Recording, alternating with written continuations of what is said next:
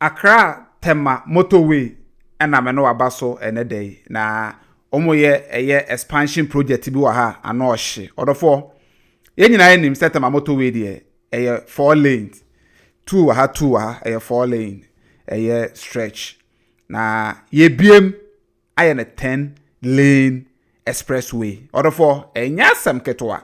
eno ana mede wa ba ha sesi a oba behese no masu etie wa ha currently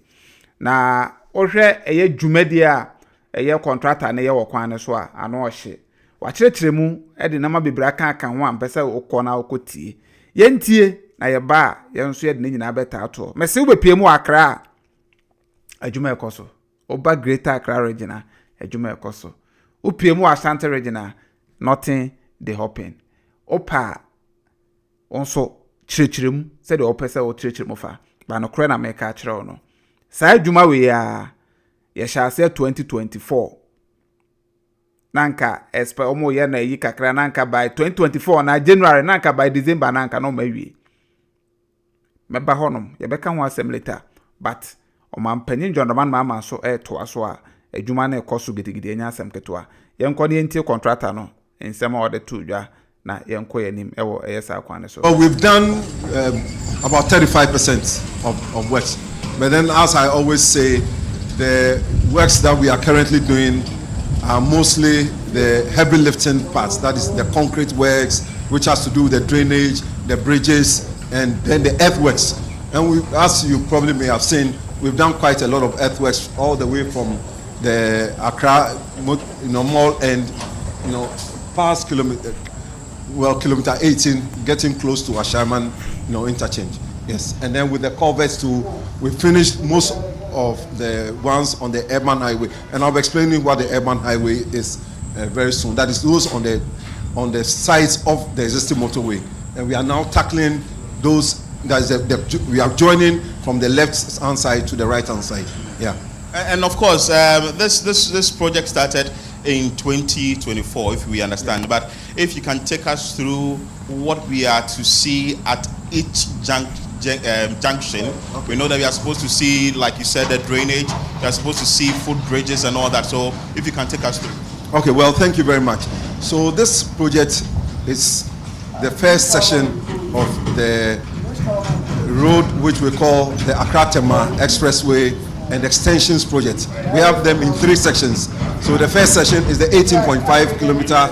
what we know as Accra Tema Motorway with the concrete road. And then we would also do, that's a part of that section, we'll do the north and southern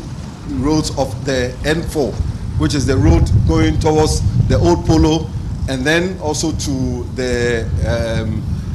Emmanuel Eye Clinic. So that will be part of the first section. Then continue on the George Walker Bush Highway all the way to Apenkwa. And then the last one will be the 2.5 kilometer section on the N6, which is from Tesano all the way to the New Plan, junction. Now on the 18.5 kilometer, which we call the 19.5 kilometer section, what we are doing now is to build 3 distinct carriageways. The first is the expressway, which will be the concrete road as we know it, and it's going to remain as concrete. Okay, and that is the middle portion, and that's going to have 2-lane dual carriageway. Wow. So this place, as it was concrete in the 1960s, yes, it's still going to remain as concrete. Exactly. Wow, it's going to remain as concrete. And if you look at the height of the drains, it means that we are going to build the road up to that level. We are going to, put some more layers on the existing concrete, and then do another concrete layer on top of it. So that is going to be the that's going to be the expressway. Then we will have a 3-lane urban highway, and those are going to be on either side of the existing motorway.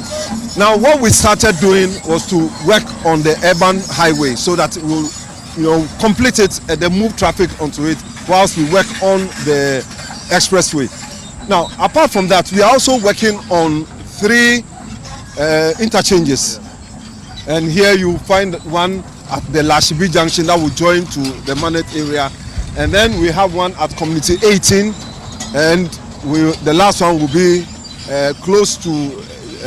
Ashaiman, okay, yes, where we call the underbridge. So that is what we are doing. Apart from that, we have about 20 culverts 20 box culverts, which we are working on. This is the first one that I just mentioned to you. We have various sizes, which we also. Then we have three bridges.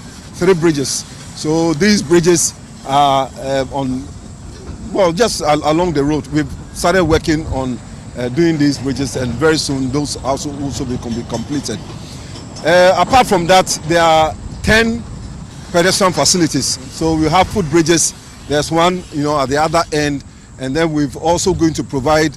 some other facilities for,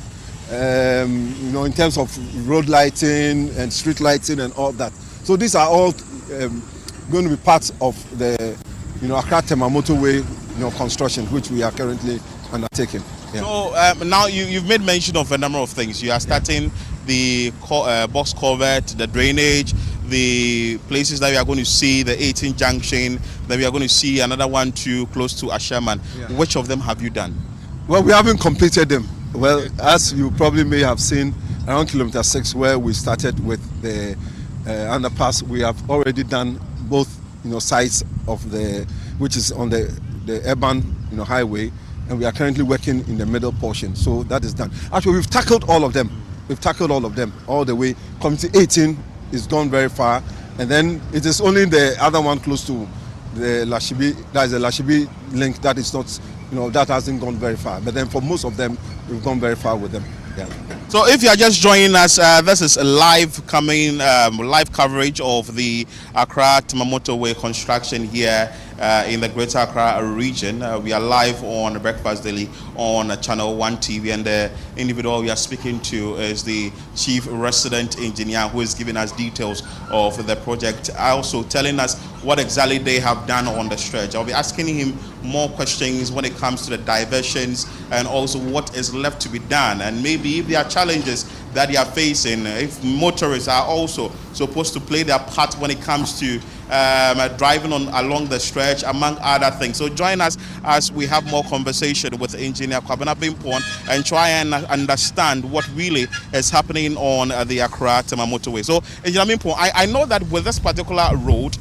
you would have some diversions you are doing. Help us with the diversions. We've had issues with individuals or motorists using the stretch, and they're like, oh, we have gridlock on the stretch and we don't know where to pass. Help us with the diversions, and if there are alternative routes as well you would suggest to these motorists, why not?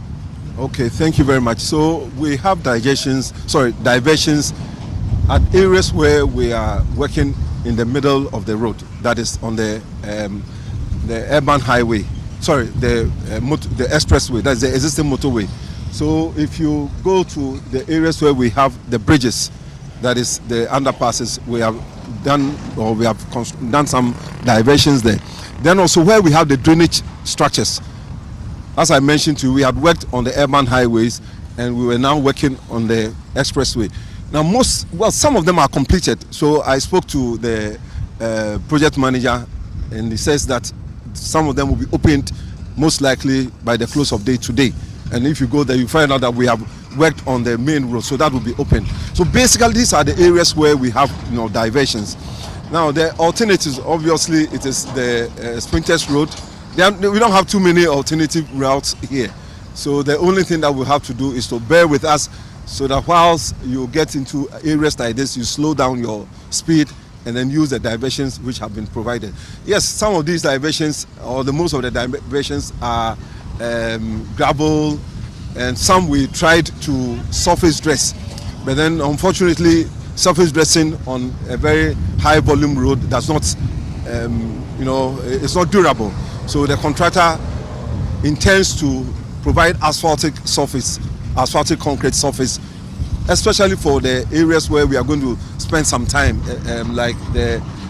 underpasses which I mentioned. So those areas, within the next few weeks or months, we will see the asphaltic diversions done, so that will reduce the impact of the road surface on the traffic as we experience now.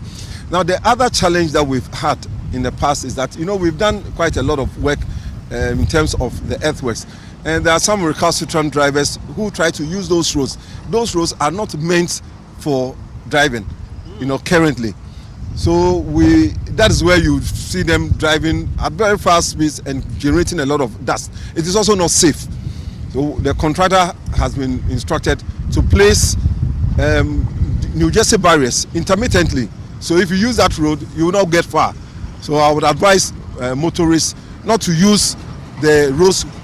except those that have been provided for them. So these sites that they use, which has the earthworks, when they are using them, what is the effect, or what is going to be the ramifications going to have on this particular project? Well, it will not have too much effect in terms of the structural capacity of the road, okay? But then it is the dust pollution, and once you pollute the environment, that is not good enough. So we would rather advise them not to use those roads. Abusiafo ye contractor no ana ote ne nka no se de medi kan kan ye no we Accra Tema Motorway expansion project no me say oba Greater Accra dia adwuma ekoso na sa project we asat emra o chichirimu no na o se currently no 35% complete na menim say adwuma guso ekoso na me pese ye tie ase na 4 lane Omampenyi dromane to aso ama 10 lane na ye sha ase 2024 no abem enti we from 4 to 10 lane ya ansesa no ya nteso ya anya no hwe Tema Accra Motorway anase expressway eno na egusu ayekoso orofo ni nyina aye Ghana project den aye nyina na e be benefit but I'm still worried about why a project be what they na ebi what they pesi etwam because big push no ebi nchen bi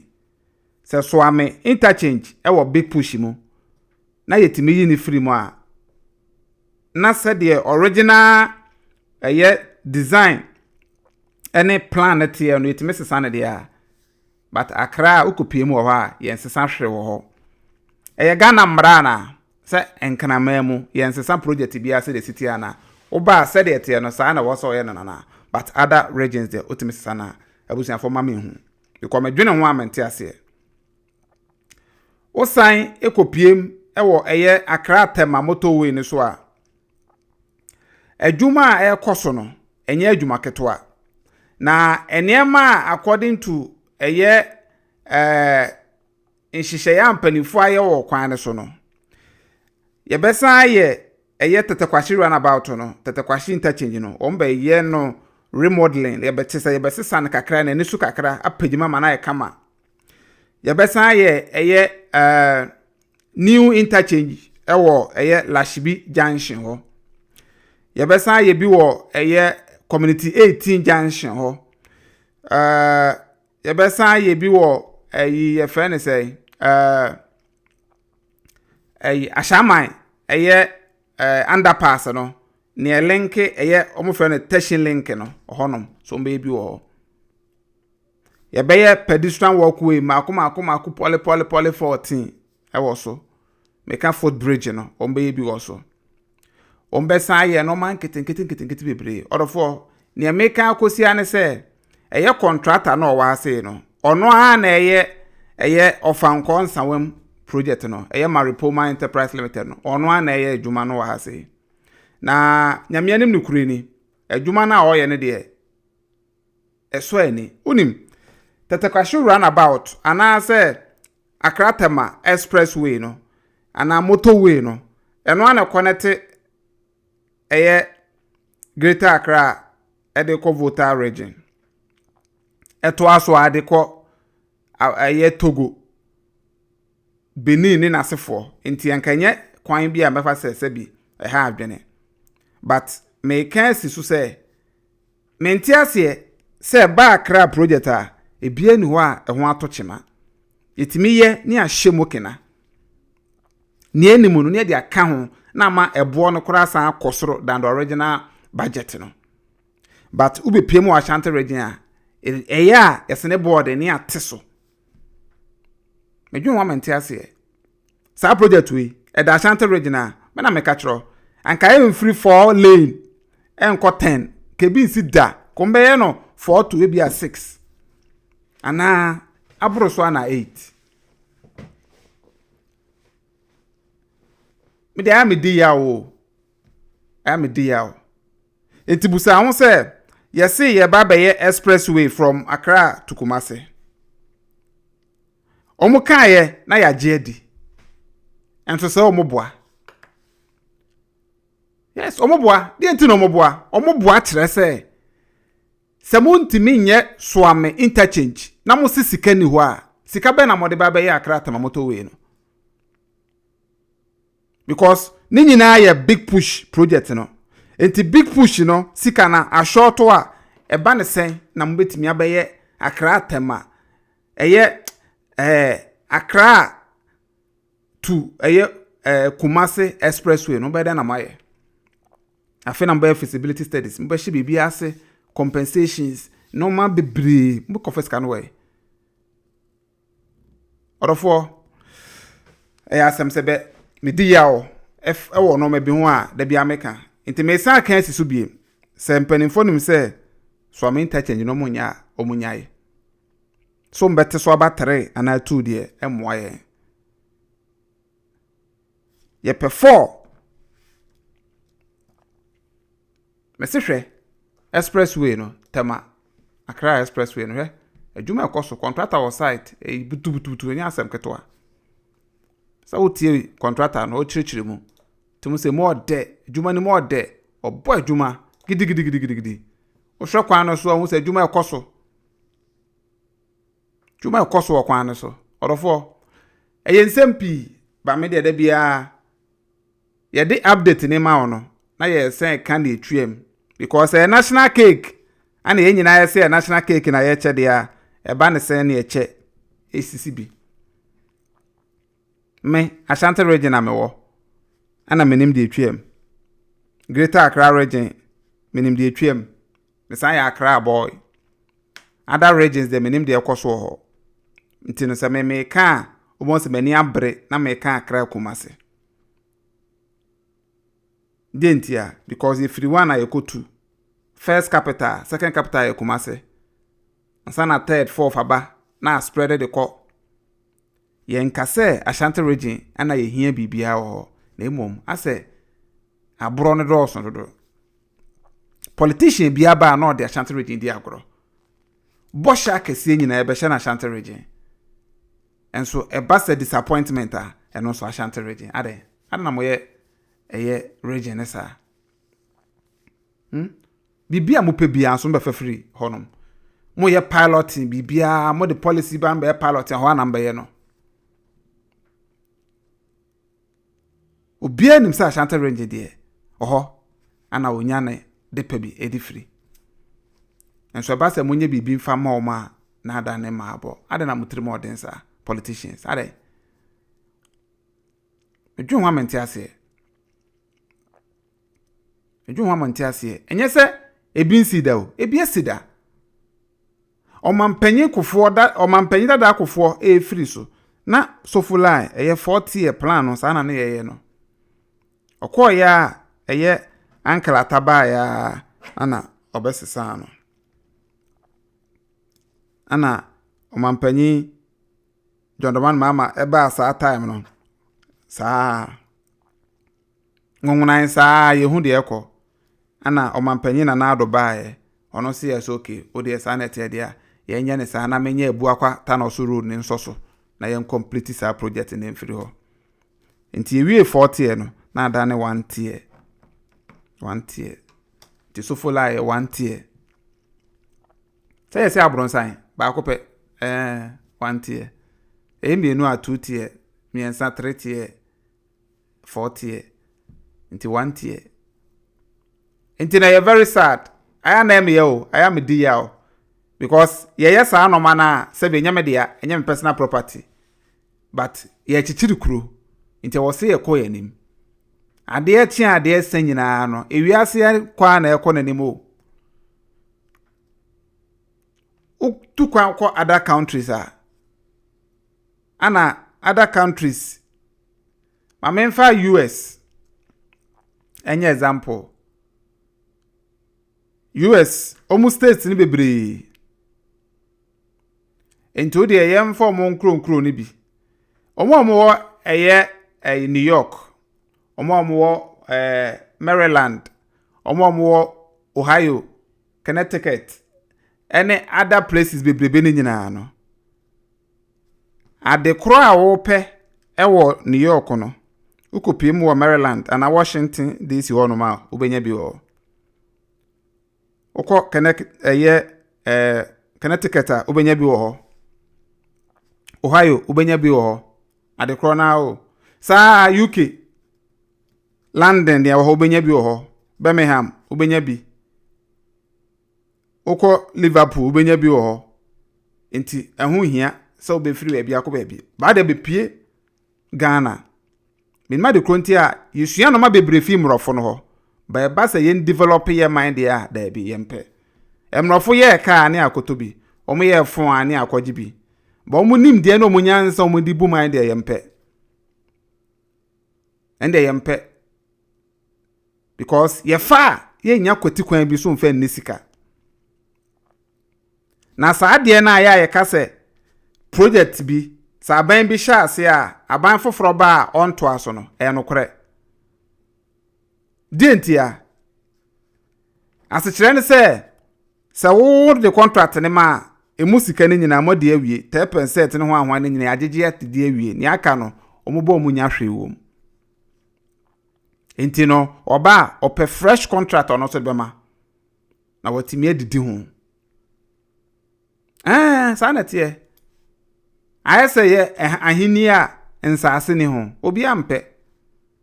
ba ye ahini to na mo won nsase a onum so oba beton nsase ne bi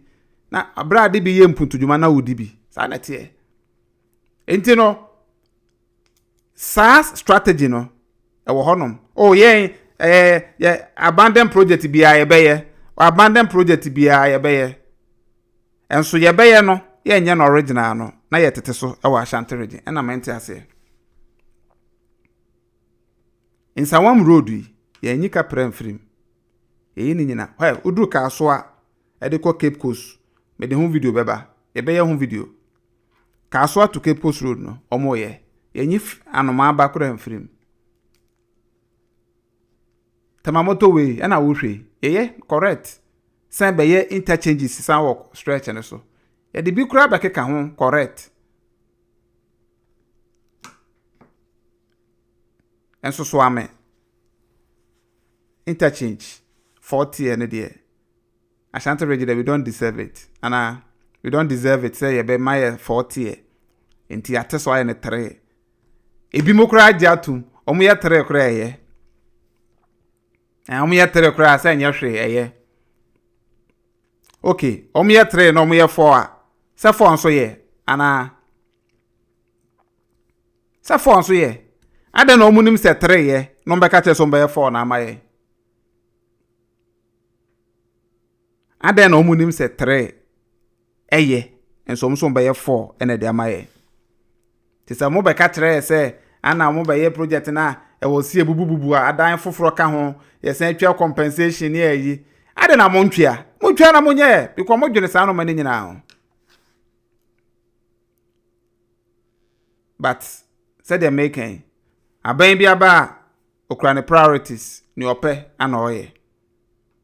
enti Ashanti region de enyo mu nyina obia priority ni honom na me ka kiro mu mfa ye nyehwe o ma fa ye sapofunu ehiada da hiada anom ba ye honom ne bosha akase bia omba ba hye wo de yenka no kore pa yenka no kore Ashanti region den pa na ekoso wo ho abusuafo let's face reality Ashanti region den na ekoso wo ho project bia ye in progress ya abandon na ye in progress project ba ko ye sha se o 24 months 36 months 48 months orofo ebetime di 10 years na ye nwie Sofula interchange ye sha se hwe mampanyin that akofo time over 15 years ago obekọ honom construction emu fidie contractor ni fidie China geo for no magugugu ase wa chese adwuma no kra ye news up to date enwie very sad bibia o hwe crop market Kɔhwɛ Krofro market. Still, hwenko so wɔ hɔ. Over 15 years, and that's why I'm saying wɔ hɔ. Odofo, hwɛ Sewia hospital, Fafari. Mesi yetimi ye do level la, utumi se we die. Ya wie, hospital ye si dan ni nyina wie. Aye mbibia finish mu. Mfidie a mu hia doctors ne ayifu be ye adwuma na de aba. Near the one cross abɛhyɛ hɔnom. Yenya power, light ntimi ma. Ekwan na eba hɔ na nye. Na saa de we nti. Project na eja ato hɔ. Na enoma na go inside no, say because obi ankɔ hɔ, ani atotum na heat. Say no ma no. Odwene hoa, check ya adwen bibini adwene a onte ase. MPP aba ban mu. Sewia hospital ewo hɔ. Afari ewo hɔ. KNUST hospital ewo hɔ. Sa hospital kɛseɛ miɛnsan ni nyinaa wɔ hɔ a ebetimi atwe pressure na ɛkɔ konfa no kyene so. Sanka mo amu kyerɛkyerɛ mu sɛ woyɛ aban a na woba na ɔman ne sika hyɛ wɔn sa a wona wotimi direct ne opɛ sɛ ɔde sika ne yɛ because wona woyɛ ne opɛ o priorities no set wi a ho na follow say okay say na ma hyehyɛ me normal me scale of preference why bibia enti no wi a na wa hye ase na wo yɛ enti ya anya de a na kyese na enye mo priority mo baaye hospital kese me ense mbo nyina wo ho afari Sewia ana eye KNUS hospital e wo ho anka mo ye ba absorb nipa bebre pressure na ekọ konfa no cha no hye na ma santimawura dia yam hihie ne ahopopo ebeye health konfa no hye hospital project no enye no a kamgidi sanka ne besinye mo baaye mo se yebeye agenda 111 na yabehye hospital eye agenda 111 mienu ase wa Ashanti region na ye forso ni eye yesi abe commission yawie abra se mfidie ne ade adwuma ne kura enwie peye emu installations bibre onoma enwie peye se sika ne ade ko etc eye trade honom no o awrade ke betim dia complete Sewia de no edi bi kura complete Afari military hospital de no ko mo na sika ne kura mo na mpa de mo de be ye mo se mo besi hospital de amaye ye obi o dada ye si a ye nwie ye mo complete ye na ye ni nyina anye esomfa so ano no ana adwen foforo bi ta akire e na medweno amenti ase no say ye de contract me ma asemasi party ba o support ye ansa na ye campaign o support ye ansa na ye be win nti ye mpe contract bi chenchene atwamfa ma no ese politicians on ye wudifo me nyi ba akokora mfiri politicians ono wo sere no wa muna wo natiko one wo sere pa nanim se one wo sere enso no wa muna e wo natiko because ne one wo sere no eye bibi na opa afiri mu ana me dem besom oboa obesom hwan eye strategy nipa ne ba wo bebra kana asem mo onya baje akonya ni pese kim minim sa akonya no de na wo so se nipa ne betena so na adwena sesen odwene ho awonte ase mo ye campaign mo bene nam Suame honom abeka kire Suame fo se mo ba mo behwe na ma complete interchange no mo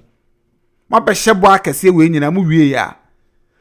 mo san wi ni ye mo san ba Ashanti region abeda ase asan ka atwi ato se mo behwe na ma complete all those uncompleted projects ni nyina nene mo nsa drumochi awie mo nya de mo pa awie afi na mo hunu se 40 enye 30 ana mo se fata nti mo nye wo ya wudifo ana me ka kire mo tiri mo odem papa politician me so ka se hwe soro na wa adwen anye sharp anhwe fom a am na donko bia be wura mu no oyem kura be hyew emo ye o me dwene ho amenti ase hwade Accra to Kumasi road eda ho ekwan kakraka da ho a cars nam so dada ya ye bie bu mu dual carriage ni ye wo so dada anka aba ye ana sebi eya adwempa anka wo se ma me complete no nwie mi wie a ne abahye Accra Kumasi expressway ne so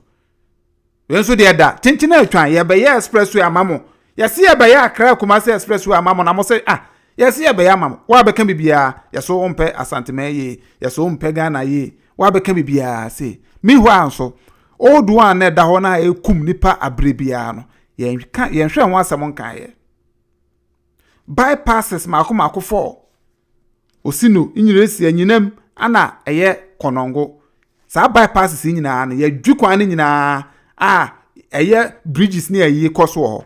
kawen fa na efese sa ahode nyina mo de bewrem won ma compete say your mind no ho adwene say ye Ghana fo ho adwene o mutim se mo ba be ma abrabo ni mo aye ahenhan mo ama nyuma akoso ama means of transportation na aye easy amaye a ama na beti accident so a kamenya sure say tinchamba chechire no ma be chechire come by force Ghana de ye politics time nye fe kura etime chechire eyibi ni ada be so a pampen ontimi kura so betimi okay say Suame Interchange no MPP for year and 40 year and the original plan no NDC for aba almost on be na 30 year yate ase o mantimi anwie na MPP ba almost ye be na 40 year na ye ko ya na ase ye ba ye mekai ana mo de education be di agro mekai first no ba o se SS 4 years aban foforo ba o se SS ye ko 3 years aban foforo ba no asan san ye ko 4 years ye ko gold green ana awurade nyakopon o ma ba kura ni emra eni bia ba obia ni abre prempuntuo ye ni working plan bia ye ni policy bia national policy bia ye de nam anka meken ye wo national policy ya tro to ho Suame 40 interchange 10 lane motorway we ya ye ni nyina wo ho tuba enya afa na 10 lane osimbe na 6 ana 40 osimba ba ye no 30 na create confusion ene ombenya kwa chire ana ye yiba akona free so wonom amna ba yete ne de sasika no de akwakoye abusuakuru ajanhye to akom kwan no ohonom wana soma ohonom obi ansoma oho 40 project ni nyina na sa kwan no ehiem dada okay mo se eye mobile no na ma metu sika bia for Suame project no enti sika bia ni ho ya hand over sika bia mamo enti mo so munim bia ambe sika na free enti munim ana mbaka se mo de akwahye big push mo no enti sika ni ho enti na mo de kwahye big push enti se ba den big push no se opushie ana se big na pushie ana mo ma chechem ni enti ase miami mpese mekomachi MPP fo anye ni ye enti na ya tutia omanim go ase poto omo free aban ni mu no tisa maba na mo so mo beye na ewosan ko mu ye no manye de asa na mo so mbeko because ya mfama amase mo me complain ya mo ba ase mo me create solution mfama ye enu nti na dodo na alusu omo vote no enti ne se ye ye de ama na waba na so be complain be comparison o tena so 8 years wanye ye ba na anu ye ada na ade pressure ayo nti atwa ho so 8 years sa na be so kire na 8 years na ye de ma omu na omu ye ne 16 a de an kombe wie o de se ya na ye kan yo na MPP fo antie ana omo de agro ana ese na agro sa na Ashanti region there o Ashanti region there ana ye yo mo fala NDC for aba Ashanti regional minister who gain grounds who win the heart of youth no o ma say we vibrant we active uswa enti no yenum say o ye young boy what so I mean no ma kwa yi 30 something I mean obi anu say eh we youth pa baburu mu a na afi onso say eti odi road minister ekọ Suame honom kọ ka kiro mu say project no ayaye no aban dada na ye sa project no nti plan no yaye bibia dada o mu ntime sesa no enti no ne mazi fo ne kire say ekwan no beebi a eye overpass na sena asa ya silia block enchenchen nyina ato ahia kwan no nyina no anka omu nyimfiri ona ase ne amnya ne pillars yenye ne pillars te say de okoduru circle interchange ne tie no anasa okoduru eye asafo interchange ne tie o say pillars car square me urura ase o si ye ntime sesa no because original plan ya ye awie e ba ne say na 40 ne de mo ba be sesa no asa mo ye nya atwom ye de we stand for development o obana beyo ena bia ne ho ba bia o pese de ye region ne fa ye ntwema wo eno ntina ye no obia ni ba bia ye wo ena ye MP fufu acha ye ndc for because ye kanokore ye fa won ba bia free bia be kanokore na kire play nti ye sa ka bia se muntimi nye 40 ne dia munya nto ho ne ehu se ma anye muntimi nye 40 na munya nto ho e ma mesesa plan no me ya de nwonwona bia 30 enso kwa na mo ntimi anwie ama eso follow de ne bi wo muntimi amunyai na ye ntra ye runabout no ho eden ya ye di traffic ma ye be kofie na mutiri mo den dodo mo na me de ya choke wa ha ye de say ya choke wa ha ye wom 2026 we still dey etino sanete me dumbe sia ti ha eye tema Accra motorway ni and they di hu komo awie na am de Suame de no so atwam for adwen kire fa comment section ho na ye hu de ekọ se maka ma adwen onso betima kire wa adwen me ma adwen na ma kire onso betima kire wo adwen enti ne ha obi afato comment section ho no na me hu na utwase me respond am respond na ye nyina ye de akọ anim subscribe to YouTube channel no na bo afofra amane aha COVTVGHANA Otumfuo chairman yi bedumbesia na makra mo bye bye.